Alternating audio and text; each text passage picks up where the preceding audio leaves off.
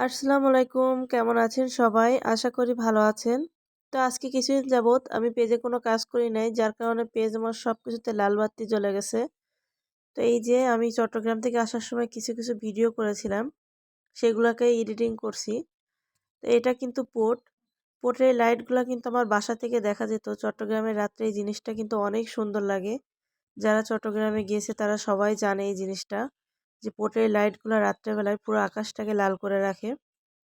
এই জিনিসটাকে আমি অনেক মিস করব। আমার বাসার থেকে দেখা যায় এই জিনিসটা। রাতের বেলায় দেখতে খুবই সুন্দর লাগে আকাশে। তো এই যে চট্টগ্রাম থেকে রওনা দিয়েছিলাম আমি সন্ধ্যা ৭টায়। আমাদের বাস ছিল। তো আমি কার্গোতে মালামাল উঠিয়ে দিয়ে তারপরে বাসে রওনা দিয়েছিলাম।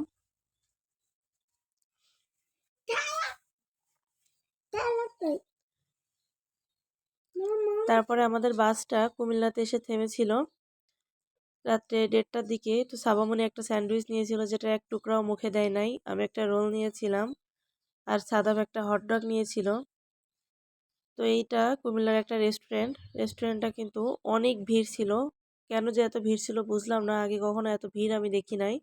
তো সাদাব এখানে বলতেছে যে হটডগটা অনেক মজা আছে। তো এই তো এখানে কিন্তু একটা ফুলের বাগানও ছিল। সেখানে অনেক ফুল ফুটেছে কিন্তু কেন জানি না ক্যামেরায় অতটা দেখা যাচ্ছে না। তারপর আমরা এখান থেকে আবার রওনা দিয়েছি।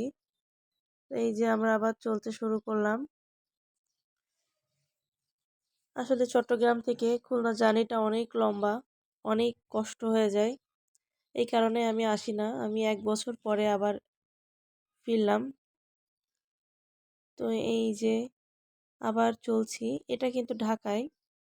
আমরা ঢাকায় চলে আসছি। মাঝে আমি আর ভিডিও করি নাই। ঢাকাতে অনেক জ্যাম।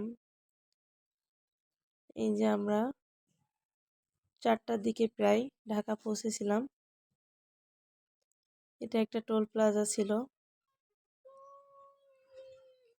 এটা বেশি সম্ভবত খানজাহান আলীর একটা টোল ছিল।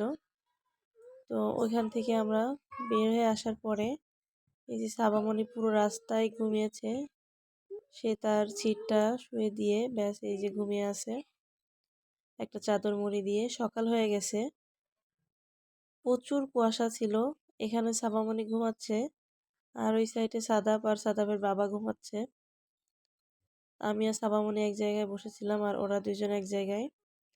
তো এই যে আমরা খুলনার ভিতরে চলে আসছি। এটা মোংলা।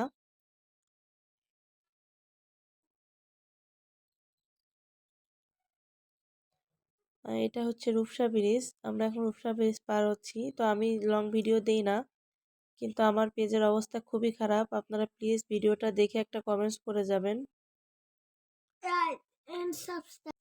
ভালো থাকবেন সবাই। আল্লাহ হাফেজ।